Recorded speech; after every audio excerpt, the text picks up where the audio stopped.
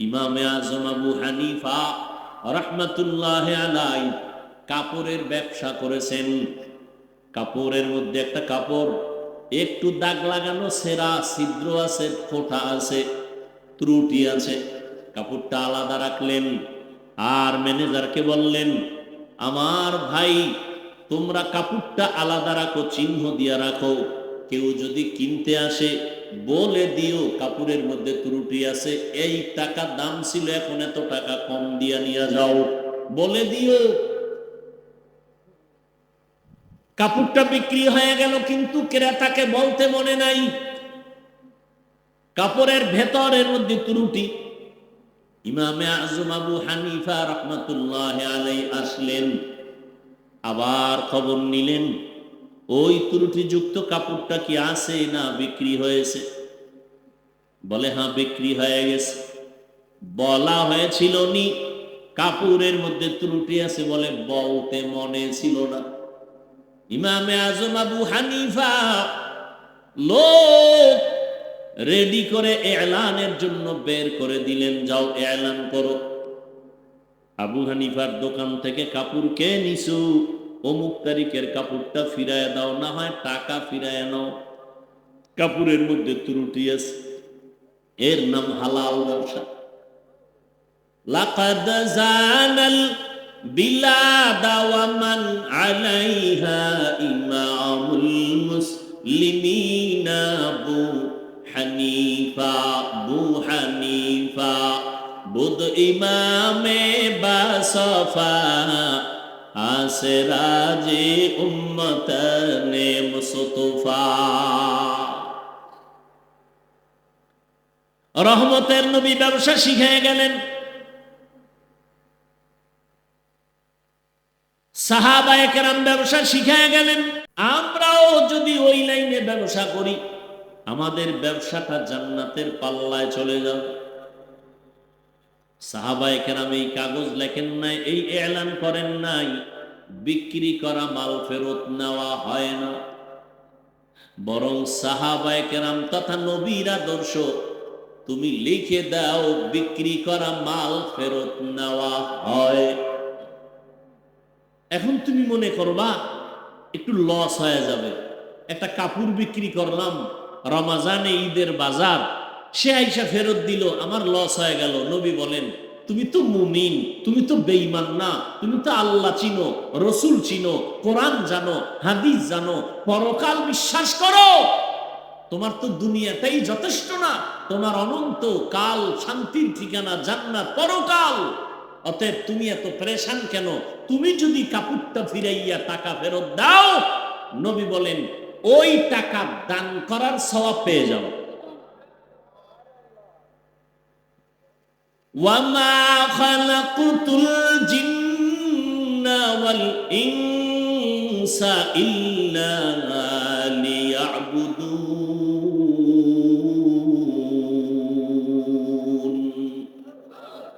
আল্লাহ মানুষ ও জিনকে ইবাদতের জন্য বানাইলেন।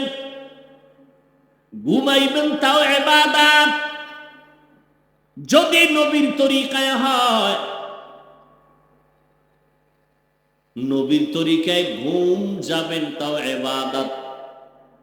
নবী বলেন, কোন মুমিন যদি এশার নামাজ পড়ে ঘুমিয়ে যায়, আবার ঘুম থেকে উঠে যদি আবার ফজরের নামাজ আদায় করে, নবী বলেন তুমি ঘুমাইয়া যেই সময়টা বিছানায় কাটাইছো, ওই সময়টাও নেকের পাল্লায় ওজন দেওয়া হবে।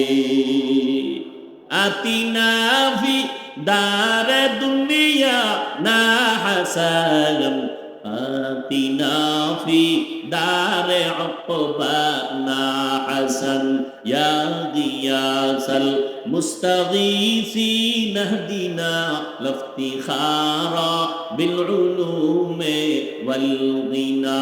হর গোড়ি দে মে কো তু তৈয়ার হ্যায়, জু না মাঙ্গে উসসে তু বেজার হে।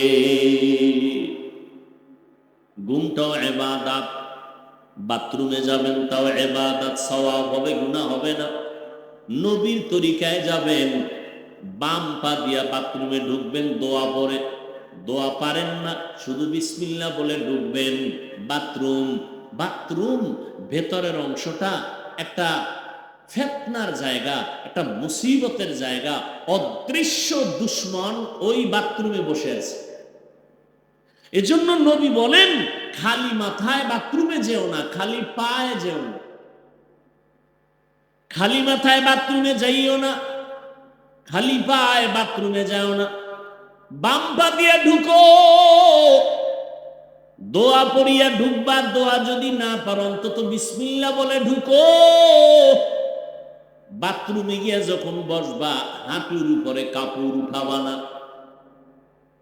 কাফের মুশরিকরা কয় তুমগো নবী শ্রেষ্ঠ নবী না? কাহা তুমগো নবী শ্রেষ্ঠ কেমনে? বাথরুম কেমনে করবে তাও হাতে নাতে শিখায়। এটা একটা কথা হইল? আমার নবী কেমনে বাথরুমে যাবে, পানিটা ব্যবহার কোন সিস্টেমে করবে, বসবে কেমনে, তাও আমার শ্রেষ্ঠ নবী শিখায় গেছে। বাথরুমে গিয়ে বসবে, হাঁটুর উপরে কাপড় উঠবে না। নাম্বার 2, বাম পায়ের উপরে ভর করে বসবে, এটা সুন্নাত।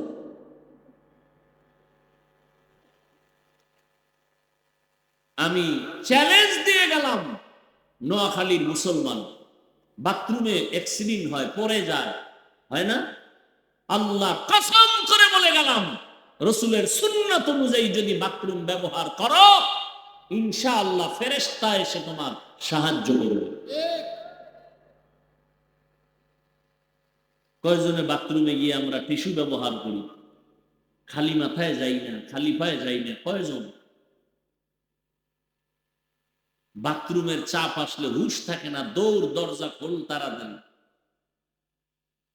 ধাম করে গিয়ে পড়ে যায়। সুন্নতের চিন্তা নেই, কোন পা দিয়া ঢুকছি কোন পা দিয়া বের হয়েছি খবরই নেই। নবীর তরিকায় দুনিয়ার কাজ করবেন সওয়াব, আর নবীর তরিকা বাদ দিয়া নেকের কাজ করবেন, কাজটা নেক কাজ, কিন্তু নবীর তরিকায় করেন নাই গুনাহ হবে, সওয়াব হবে না। দোকানদারি দুনিয়ার কাজ, নবীর তরিকায় করেন আখেরাতের কাজ হয়ে যাবে। নামাজ পড়া আখেরাতের কাজ, নবীর তরিকা বাদ দিয়ে করবেন কোনো কাজ হবে না, সওয়াব নাই, বাতিল। একটু আগে মাগরিবের নামাজের উদাহরণ দিলাম, রোজার উদাহরণ দিলাম। সিজদা করা একটা বড় ইবাদতের অংশ।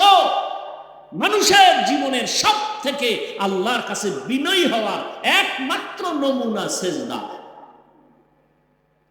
আল্লাহ এত খুশি হন, আস-সাজিদু ইয়াসজুদু আলা কাদামির রহমান। বান্দা যখন সিজদা দেয় কপাল ঠেকায় মাটিতে, রাসূল বলেন রহমানের কদম মোবারকে সিজদা দেয়।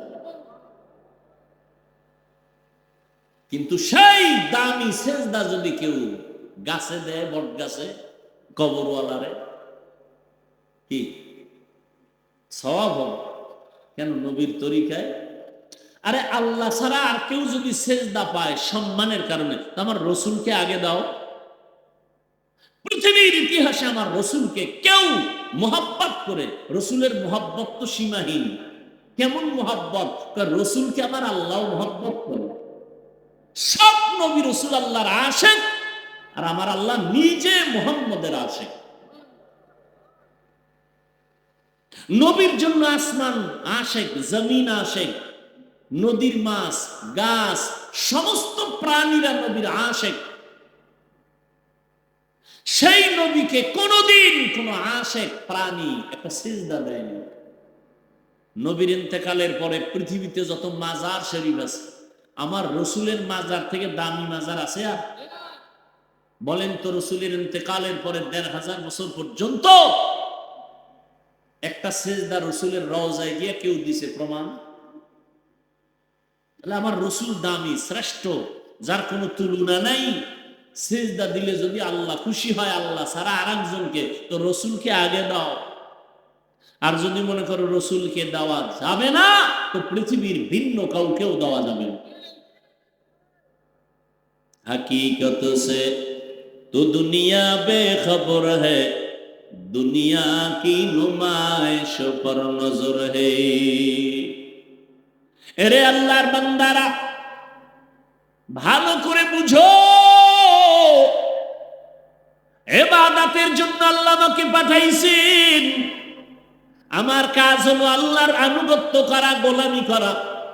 এখন আমার ঘুমের দরকার, খানার দরকার, পানির দরকার। আল্লাহ বলেন তোর কোনো পেরেশানি নাই, আমি সব কুদরতি ভাবে আয়োজন করে দিলাম। তোর পানি লাগবে দিলাম ফ্রি, বাতাস লাগবে দিলাম ফ্রি, তোর যেটা বেশি প্রয়োজন সেটা আমি ফ্রি করে দিলাম। লবণাঙ্গ বেশি প্রয়োজন না স্বর্ণ? কথা বলেন। এই জন্য লবণের দাম কম না স্বর্ণের থেকে বেশি? কম না? যেই জিনিস বেশি প্রয়োজন এটার দাম কম। আল্লাহ কুদরতি ভাবে আমাকে বাতাসের বেশি প্রয়োজন ফ্রি, পানির প্রয়োজন ফ্রি, সূর্যের আলো না থাকলে অন্ধকার ফ্রি। আল্লাহ পাক সবকিছু জিনকে দেন, মানুষের জন্য দিয়েছেন।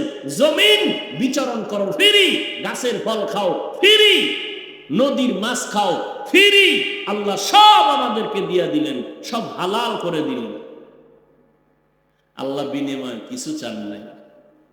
দুনিয়ার মেধাওয়ালারা, ইঞ্জিনিয়ার সাহেবরা মেধা খাটাইয়া আল্লাহর দেওয়া সূর্যের আলোটারে মেশিন দিয়া কন্ট্রোলিং পাওয়ারে নিয়া নতুন করে এটাকে আবার বিদ্যুৎ উৎপাদন করেছে, সৌর বিদ্যুৎ ঘরে ঘরে দিয়া মাসে মাসে টাকা নেয়। আল্লাহ কয় তুমি আমার সূর্যের আলো নিয়ে যে টাকা খাও, আমার সূর্য যে ফ্রি দিলাম, বছরে 5 টাকাও যদি চাইতাম তাহলে দুনিয়াতে কোনো ধনীও বেঁচে থাকার উপায় ছিল না। আমি সূর্যের আলো দিলাম ফ্রি, চাঁদের আলো দিলাম ফ্রি, বাতাস দিলাম ফ্রি, সব ফ্রি দিলাম, বিনিময় কিচ্ছু চাই নাই। বিনিময় কিছুই চাই নাই ঠিক, কিন্তু আমি চাইছি এতটুকু, তুমি তোমার কল্যাণে কিছু কাজ করো। কি? ইবাদত। ইবাদত মানে সবসময় জিকির, তসবিহ, নামাজ না। ঘুমাবেন ইবাদত। আল্লাহ কয় বান্দা 24 ঘন্টার পর্দা লাগায় দিছি তোর হায়াতটাকে।